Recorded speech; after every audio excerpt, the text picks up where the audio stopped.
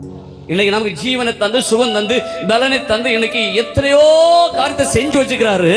ஆனா அந்த தேவட்ட குறை சொல்றது, அவ ஏன் எனக்கு ஆசிரிக்கல, ஏன் எனக்கு இன்னும் தொழில் மாறல, ஏன் எனக்கு வேலை கிடைக்கல, ஏன் ப்ரமோஷன் வரல, ஏன் வீடு கட்ட முடியல, ஏன் கடன் மாறல, ஏன் கஷ்டம் நீங்கல.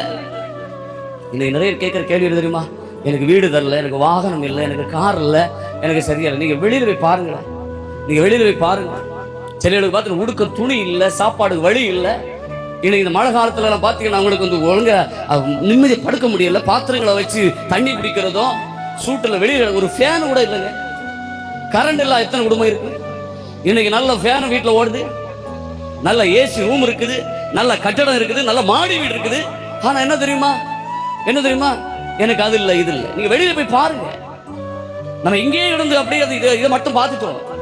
அப்ப ஆண்டவர் நம்மளை எவ்வளவு நல்லா வச்சிருக்கிறாரு. இன்னைக்கு பாத்தீங்கன்னா பைக் கூட இல்லாம ஊழியம் செய்யறாங்க. ஆண்டவர் அதுக்கு மேல ஒரு பைக் தந்திருக்கிறாரு. நம்ம கொஞ்சம் யோசிச்சு பார்க்கணும், ஆண்டவர் நல்லபடியா வச்சுக்கிறாரு. இன்னொரு தெரியுமா, இன்னைக்கு நிறைய இருக்கு சாப்பாடு இருக்குது, ஆனா அதை சாப்பிட முடியாம இன்னைக்கு உடம்பு பலவீனப்பட்டு அப்படியே கொஞ்சம் பயிர் கஞ்சியும் இல்லை இன்னும் சொல்ல போனா கொஞ்சம் சுடு தண்ணியா இப்படிதான் சோற கசக்கி இப்படி கொஞ்சம் தான் இன்னைக்கு உள்ள குத்தி இறக்க வேண்டியது. நமக்கு அப்படி இல்லையே. சிக்கனோ மட்டனோ கொண்டு முன்ன வச்சா நமக்கு என்ன மாதிரி ஆண்டவர் நமக்கு சாப்பாடுக்கு நல்ல ஆரோக்கியம் தந்துக்கிறார். சிலரோட வியாதியெல்லாம் நம்ம நினைச்சு பார்த்தா நமக்கு ஒண்ணுமே இல்லைங்க. ஒரு தண்ணி கூட குடிக்க முடியல, சிலருக்கு நடக்க முடியல. நம்ம கொஞ்சம் அந்த சுகத்தோடு தானே நான் நித்திரை செய்கிறோம், சுகத்தோடு தானே கொஞ்சம் நடக்கிறோம். இதெல்லாம் யோசிச்சு பார்க்க நிறைய விசுவாசி அதில் யோசிக்கிறது இல்லை.